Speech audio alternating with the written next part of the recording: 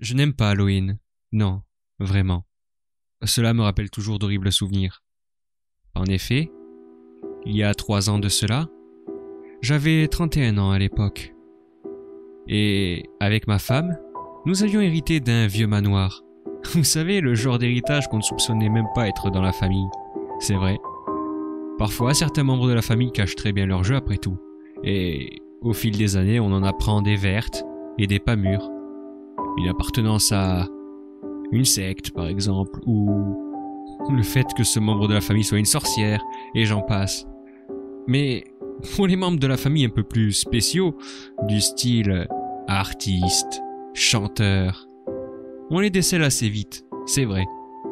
En revanche, pour ceux qui sont un peu plus riches et mystérieux, c'est une toute autre paire de manches. On avait hérité ça d'une arrière-grand-mère de ma femme. On a donc décidé d'y aller. Après tout, nous étions les seuls sur le bail et sur le testament. Étrange. Quand nous sommes arrivés devant, c'était un petit manoir. En somme, tout à fait classique. Le genre de château ou de petit manoir. Un petit mélange entre les deux.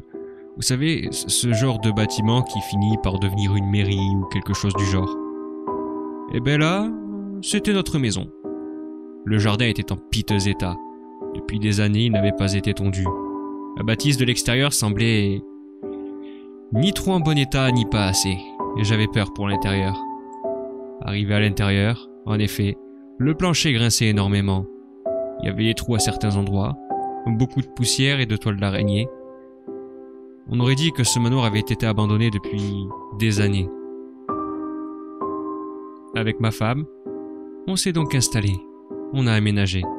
On a décidé de faire un brin de ménage, de faire tout ce qui était en notre pouvoir pour rendre cette bâtisse tout aussi chaleureuse et accueillante qu'elle devait être, et qu'elle l'avait été à une époque. On était tombé sur de vieilles photos et c'est vrai qu'elle avait ce côté extrêmement cosy, ce côté chaleureux, tamisé. Ça nous a pris des jours et des jours pour tout nettoyer et faire réparer. Heureusement, Mamie nous avait laissé, heureusement pour nous, une certaine somme d'argent qui permettait de financer le manoir. Et même dans celui-ci, on a trouvé de l'argent non déclaré à la banque caché dans des coffres derrière des tableaux. Ouais, c'est vraiment cliché. Et je parle même pas des bijoux. On avait un héritage merveilleux.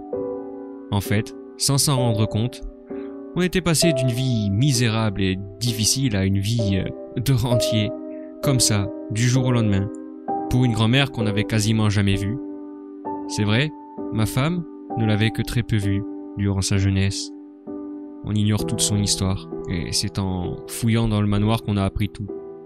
Toute cette histoire, tout ce qui était en lien avec elle, les liens avec la guerre, et j'en passe. D'ailleurs, une partie de la richesse de mon de l'arrière-grand-mère de ma femme, qui était ma belle arrière-grand-mère, je ne sais pas si ça se dit, mais vous voyez le genre, avait hérité de la guerre. Oui, beaucoup d'objets de la guerre, d'objets de valeur, des tableaux et autres, de mon beau arrière-grand-père. Et c'est comme ça qu'elle s'était fait. Ça semble un peu trop beau dit comme ça, et c'est le genre de situation qui ne peut arriver qu'une fois dans une vie, voire même pas du tout. Mais nous étions aux anges. On avait peur de ne pas pouvoir joindre les deux bouts, et de devoir revendre le manoir, après l'avoir rénové, ce qui ne fut pas le cas. Cependant, il avait quand même une ambiance assez pesante. Il gardait toujours son aspect un petit peu château hanté, en fait. C'est vrai, à l'extérieur il y avait des gargouilles. À l'intérieur, la déco était un peu angoissante, je dois dire, surtout certaines armures. Mais sinon, tout allait pour le mieux. Ou si on occultait aussi la salle de chasse avec les animaux empaillés. Je sais pas combien de maris l'arrière-grand-mère de ma femme a eu, mais il y a eu une sacrée collection. En revanche, ce qui me fascinait le plus, c'était la vieille et immense bibliothèque. Il y avait de tout, de très vieux livres, certains n'étant même plus en vente, certains valant une petite fortune même. De tout.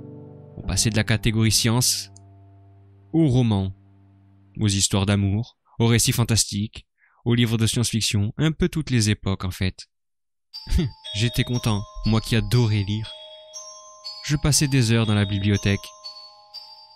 À vrai dire, je souffre de quelque chose de très commun à notre époque, l'insomnie. Ma femme n'a pas vraiment ce souci-là. Alors pour ne pas la déranger et à me retourner dans le lit en boucle, je passe mes nuits à la bibliothèque jusqu'à ce que le sommeil me prenne et que j'aille me coucher. Des fois, elle me retrouve le lendemain matin couché dans la bibliothèque et me réveille en gloussant. Elle m'a toujours surnommé son petit rat de bibliothèque. C'est vrai. Après tout. Mais quand on sait apprécier la valeur des livres, l'odeur des vieilles pages, vous savez, ces très vieux bouquins qui ont des pages un peu jaunies par le temps, qui sembleraient presque s'effriter entre vos doigts, et que lorsque vous tournez la page, d'un petit bruit presque cristallin, elle se tourne.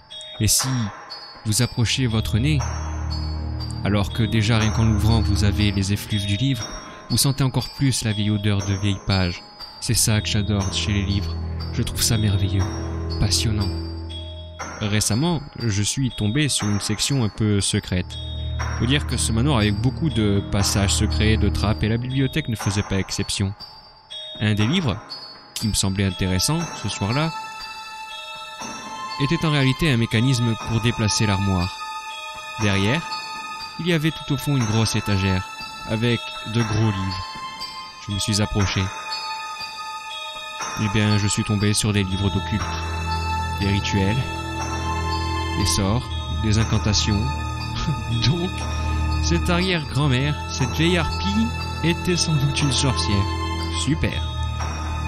Et un des livres en particulier attira mon attention. Il avait un cuir de couleur lit de vin, vous savez, un peu rouge, un rouge un peu vin. Il sentait extrêmement bon le vieux livre, et il avait de véritables dorures dessus. Quant aux coutures du livre, elles étaient tout antiques, et c'était de la soie extrêmement chère. Non, c'était un très bel ouvrage, franchement, très beau à regarder, et il pesait lourd, très lourd. Le titre aussi était étrange. Il s'appelait « Le livre de votre vie ». Très étrange. J'ai voulu le lire, mais ma femme est arrivée, en me disant que ce soir elle avait besoin de moi. Alors, j'ai posé le livre, j'ai bombé le torse, et je suis allé faire mon devoir de mari. Finalement, j'ai réussi à trouver le sommeil. Donc c'était pas plus mal. En revanche, quelque temps plus tard, ce fut ma femme. Ma femme passait de temps en temps des soirées à la bibliothèque quand elle n'arrivait pas à dormir. C'était plus rare que moi. Mais ce soir-là, elle avait entamé mon livre. Vous savez, le livre de votre vie. Elle disait que l'histoire était passionnante. Je la regardais, j'étais attendri de la voir dévorer un bouquin. Elle ne lit pas beaucoup. En général, elle préfère lire des livres sur tablette. Mais la voir feuilleter un vieux livre et comprendre ce que je pouvais ressentir m'attendrissait beaucoup. Je l'ai donc laissé bouquiner. J'ai pris un autre livre au hasard et j'ai bouquiné avec elle. Les jours se succédaient sans trop de soucis. Et plus le temps passait, plus ma femme devenait bizarre. Ce livre l'obsédait de plus en plus. Au début, ça commençait par des rêves qu'elle faisait, en lien avec ce livre. Puis, petit à petit, ce livre devenait une véritable obsession pour elle.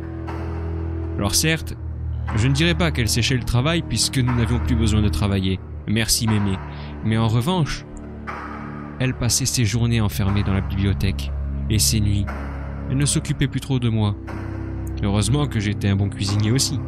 Mais même quand j'y apportais à manger, elle ne picorait qu'à peine la nourriture. Elle était vraiment subjuguée. Je me demandais ce que ce livre avait de si exceptionnel. Jusqu'au soir du drame. Et là, ce soir-là, j'avais pris des somnifères pour dormir. Il fallait que je rattrape un peu ma dette de sommeil. C'est bien marrant d'être insomniaque, mais ça fatigue énormément le corps et l'esprit. Et j'avais eu une grosse journée à entretenir le manoir. Surtout ce jardin, et le verger qui était derrière.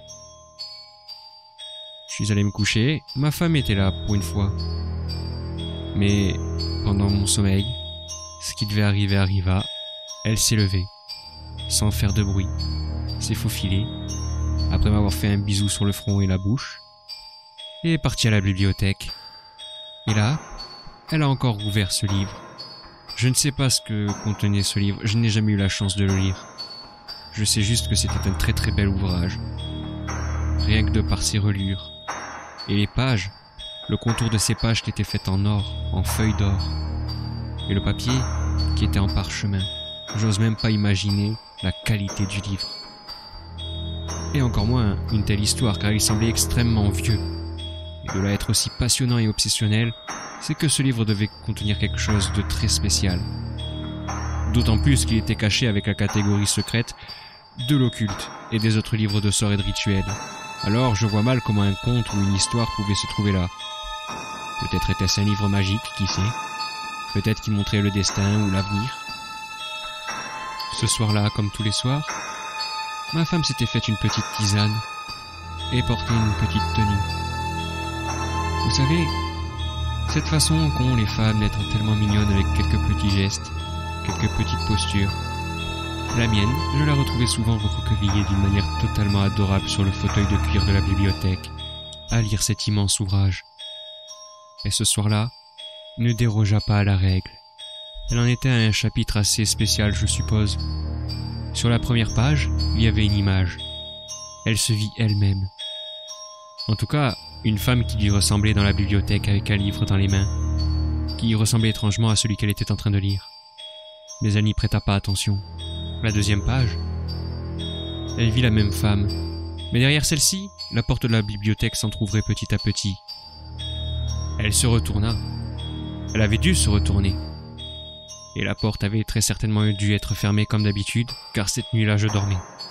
Sur la troisième page, la porte était grande ouverte, et un homme sans visage était entré, et ma femme a sans doute dû encore regarder par-dessus son épaule. Mais il n'y eut jamais rien. Et je sais que, à ce moment-là, elle a dû se lever et fermer la porte à clé.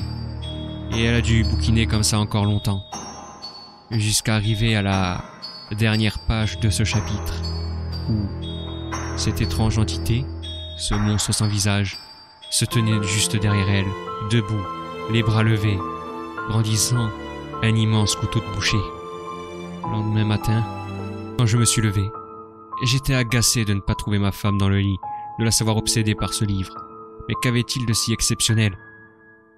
Je me suis donc dirigé naturellement vers la bibliothèque, et je comptais bien la sermonner. En effet, on avait décidé de fêter Halloween ensemble, et Halloween, c'était ce soir. J'arrive près de la porte de la bibliothèque, mais, comme je l'ai dit plus tôt, celle-ci était fermée à clé. J'ai frappé, pas de réponse. Elle avait sans doute dû s'endormir. Alors j'ai pris le heurtoir qui était sur la porte et j'ai frappé un peu plus violemment, histoire de la réveiller. Mais pas de réponse. Je commençais à m'inquiéter. J'ai donc difficilement réussi à défoncer cette porte en bois massif. Oh, pas à coup d'épaule, non. La porte était cloutée, comme l'étaient certaines vieilles portes à l'époque. Très finement ciselée et très belle. Mais j'ai finalement réussi à l'ouvrir. Avec un meuble qui était tout aussi résistant et qui a fini par la défoncer. Le meuble, lui, n'a pas eu cette chance. Il n'a pas survécu. Mais ça, c'est un détail. Quand je suis entré, je l'ai trouvée sur le fauteuil. Mais quelque chose n'allait pas. Elle avait cette posture tout à fait mignonne qu'elle avait au départ, mais elle était bloquée dans un... Merde, il y avait du sang, quoi. Elle dégoulinait de sang. Je me suis précipité vers elle. Et je l'ai vue. Pâle comme un cadavre, les yeux révulsés, figée dans un cri de terreur silencieux. Elle avait été poignardée, égorgée, éviscérée, ses tripes pendaient, et avec ses boyaux, attachés de manière bizarre et théâtrale, et avec la peau qui lui avait été arrachée, cela formait un étrange livre. Un livre fait de viscères et de sang. J'ai vomi. J'ai pas pu me retenir. J'ai vomi. Je suis tombé à genoux en pleurs. J'ai hurlé. J'ai piqué une grosse colère. Je ne contrôlais plus mes émotions. Je venais de perdre la femme de ma vie. Celle que j'avais eu tant de mal à conquérir. Celle que j'avais réussi à épouser. Celle avec qui on avait décidé de faire des enfants cette nuit-là. Après notre petite fête d'Halloween. Mais tout ça, c'était fini. On avait même prévu de se marier cet été. Je me suis penché vers ce livre. Cet horrible livre. Et je l'ai ouvert. Et j'ai retrouvé le dernier chapitre. Comme par hasard, Des cheveux qui lui avaient été arrachés servaient de marque-page sur ce chapitre. Et je l'ai vu. Tout ce chapitre horrible. Tout ce qu'elle avait vécu. Cette horrible entité. Tout ça. Pour qu'au chapitre final, je voyais le résultat macabre qui se tenait devant moi. Et je comprenais aussi pourquoi ce livre était devenu hypnotique. Il y avait d'étranges symboles ésotériques autour des pages en décoration, notamment des yeux. C'est peut-être cliché, mais c'est peut-être ça qui rendait le livre hypnotique. Ceci dit, j'étais tellement submergé par les émotions que j'ai réussi à détourner mon regard. Je l'ai fermé, je l'ai jeté violemment, et j'allumai un feu de cheminée, dans lequel je le carbonisa. Il ne méritait pas de vivre. Tant pis pour sa valeur. Et personne ne méritait de souffrir à cause d'un livre pareil. Bien entendu, l'autopsie, la police, les infirmiers ne trouvèrent jamais le tueur, ne comprenèrent jamais ce qui s'était passé, et ne purent m'accuser du crime. Car il y avait des preuves, notamment une ordonnance médicale me conseillant de prendre des somnifères. Et ils avaient trouvé ma boîte de somnifères. Donc, j'étais lavé de tout soupçon. Alors je vous le dis.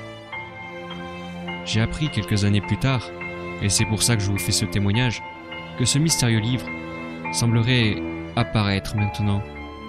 Apparaître dans des endroits insoupçonnés, des vides-greniers, et j'en passe. Un livre épais, fait de cuir mauve, rouge un peu. Couleur vin si vous préférez, avec des bordures en argent massif. Le contour des feuilles, en or, avec des traces de brûlure tout autour. Le papier, fait d'un vieux parchemin, et des symboles ésotériques d'œil. Si jamais vous trouvez ce livre, intitulé « Le livre de votre vie », surtout ne l'ouvrez pas. Surtout ne le prenez pas. Ne le lisez pas. Et ne l'offrez à personne. Si vous le trouvez, essayez de le détruire par n'importe quel moyen. Moi, depuis ce jour, je déteste Halloween. Dire que c'était une de mes fêtes préférées. Dire que c'était cette fête-là qui allait faire de moi un futur papa. Et un futur mari. Mais maintenant, rien n'a plus d'importance. Faites attention à ce que vous lisez. Surtout en période d'Halloween. Car, étrangement, le peu de fois où le livre était en possession des victimes, il n'y avait aucune empreinte dessus, ni les leurs, ni celle du potentiel tueur. Et toujours, ce chapitre très troublant qui semble s'adapter à la personne choisie. Donc, je vous le redis encore une fois, ne lisez jamais le livre de votre vie.